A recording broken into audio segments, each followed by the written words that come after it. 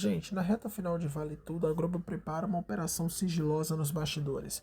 3 dias de gravações intensas estão marcados para a próxima semana em um sítio na ilha de Guaratiba, zona oeste do Rio.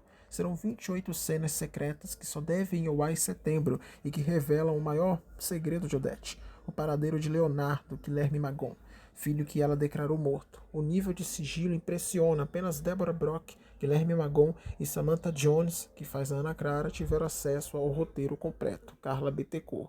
Ou seja, vem aí cenas fortíssimas, né? Muito fortes. Enfim, eu acho que esse lance do filho dela, gente, pode estar relacionado com o assassinato dela, que vai ao ar em outubro, né? Que a Odete Roitman vai morrer, igual morreu na versão de 88. Então, assim, bora ver como é que vai ser, né, gente, né? Será que a Ana Clara ou então o próprio Leonardo podem ser os assassinos da Odete? Seria interessante se fosse duas pessoas, né? Ia ser diferente, né? Porque na versão original foi só uma. Seria interessante ser duas.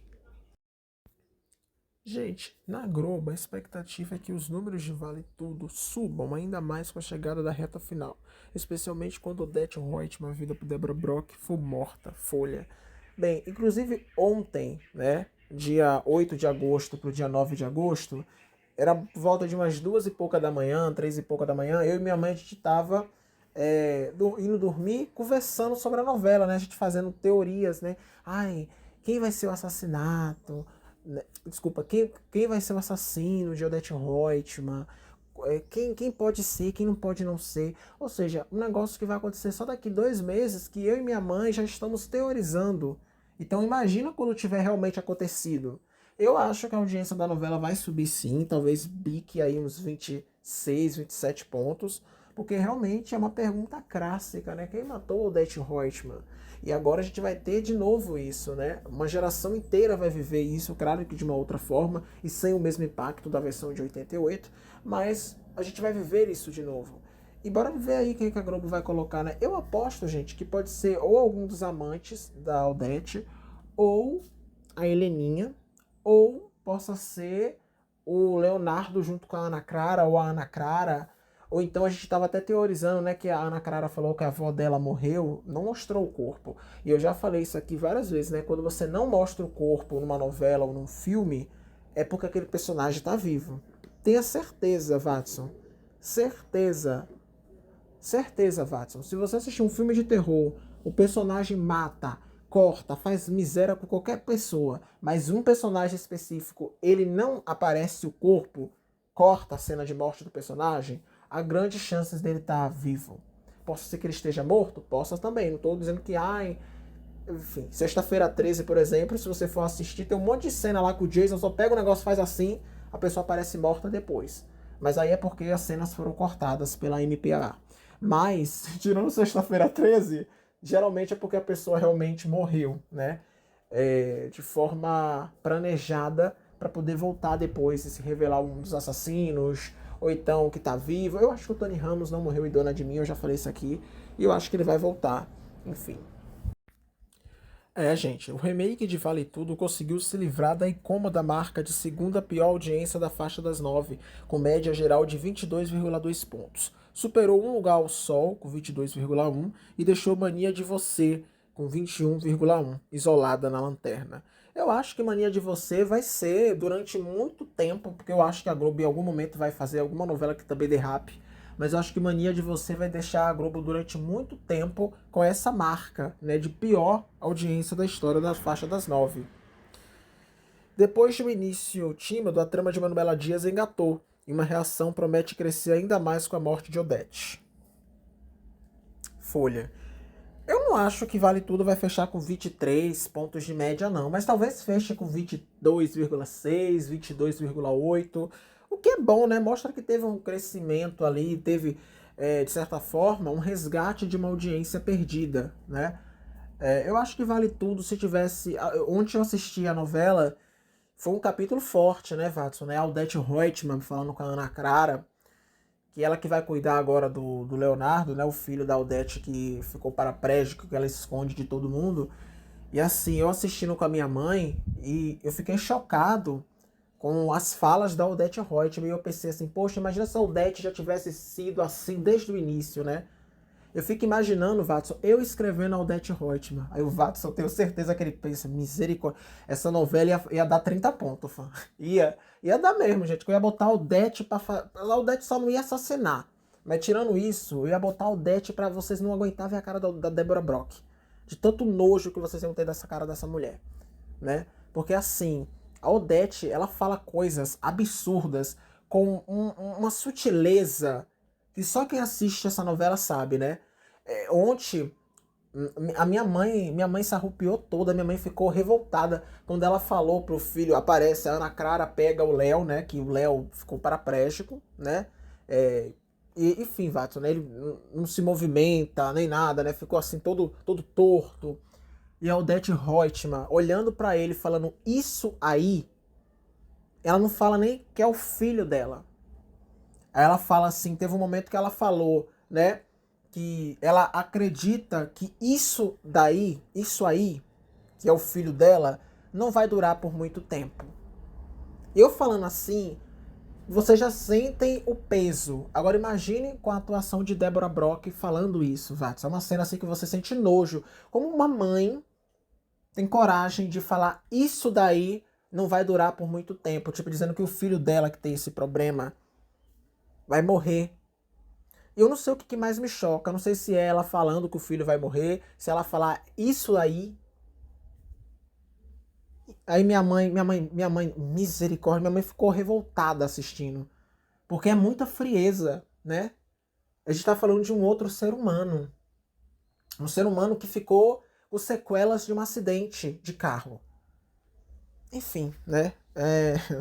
Só de eu falar, eu acho que quem estiver me assistindo deve estar pensando, um monstro, né? Um monstro, né, Watson? Não tem outra palavra para definir, né? Então eu acho que a Odete, ela deveria ter sido assim desde o início. E ela não foi, ela foi mais no início, não sei se vocês se lembram, que ela tava mais pra um lado cômico.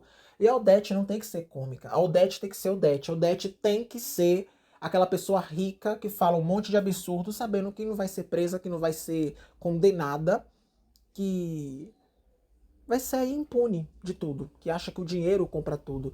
E talvez, Watson, né, as pessoas até se perguntam, mas por que a Odete vai ser morta na versão de 2025? Não faz sentido. Faz sentido sim, porque uma pessoa como a Odete Roitman, gente, mesmo se ela fosse presa, ela não ia ficar muito tempo. Ou seja, a única forma que realmente ela tem de ter uma punição é morrendo.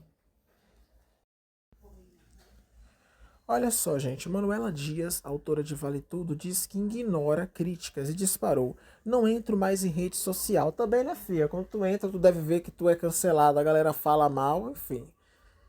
Além de falta de tempo, com certeza é falta de tempo, evito essa toxicidade toda. Uma fã pediu pra eu poupar o Det. Ela foi categórica. Vou matar ela sim. Sou conhecida por ser a roteirista serial killer. Oxi. Não faz o menor sentido. Sei lá, essa mulher tá falando umas coisas que não faz o menor sentido, né? Ela não é conhecida por matar personagens, né?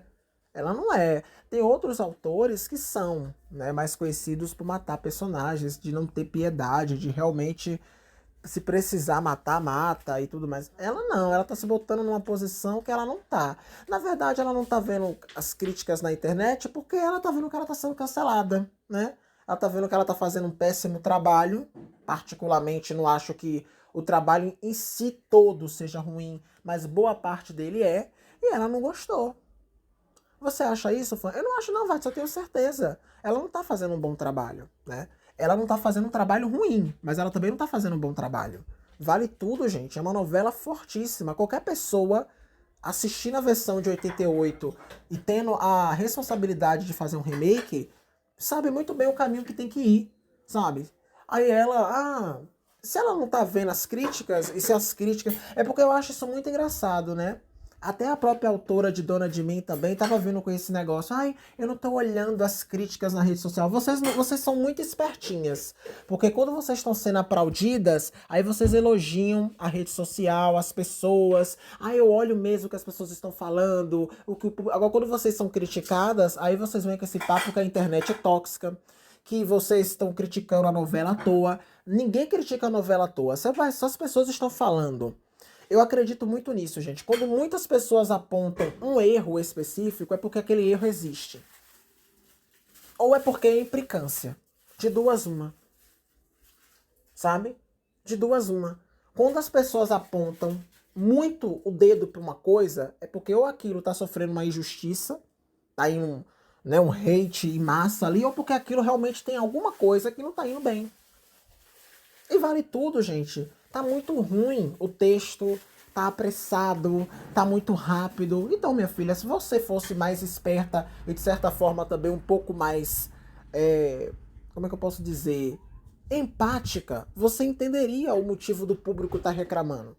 Porque o público parece que tá contra a novela, mas na verdade o público quer que a novela melhore. Entendeu? Ninguém critica uma coisa porque quer que aquilo piore. A gente critica porque a gente quer que melhore, muitas das vezes.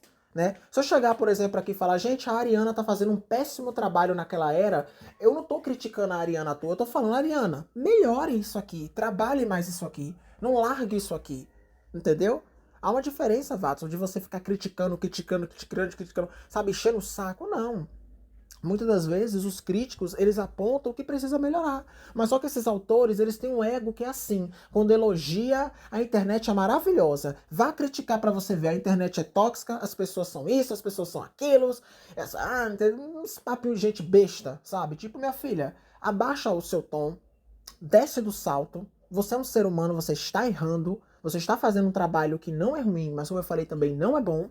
Muitas pessoas falam isso de Vale Tudo, que não tá legal, que tá apressada, que fica botando besteira de Bebê Reborn, de Morango do Amor. Sabe, minha filha, você tem um remake, Watson, não é uma novela inédita, é um remake. Você só precisa seguir a versão de 88, você não precisa fazer a mesma versão. Mas você também não precisa descaracterizar. Se você faz um remake de uma novela, você precisa seguir aquele roteiro, entendeu? Tudo que você precisa para aquela novela dar certo tá ali. A essência está ali. Nada melhor do que recorrer ao original. Por exemplo, é igual quando você faz um reboot de um filme, por exemplo, Pânico. Pânico de 96 ganhou um reboot em 2022, né, que foi o Pânico 5, que homenageia o filme de 96. Ele é um filme que ele não é um remake. Mas se você assistir o Pânico de 96 e o Pânico 5 de 2022, é praticamente a mesma história sendo recontada de forma diferente, mas que desta forma diferente agradou os fãs. Por quê? Porque é a mesma essência, só que contada de uma forma diferente. Não é um remake, é apenas uma continuação que homenageia ao filme de 96. Então, minha querida, você deveria ter seguido Vale Tudo da mesma forma. Não vem com essa que a internet é tóxica, não. É você que não tá sabendo descer do salto e reconhecer que você não tá fazendo um bom trabalho. Entendeu? Porque quando a internet elogia, a internet é maravilhosa. Quando a internet critica, a internet é ruim. A vaca tá coquinho.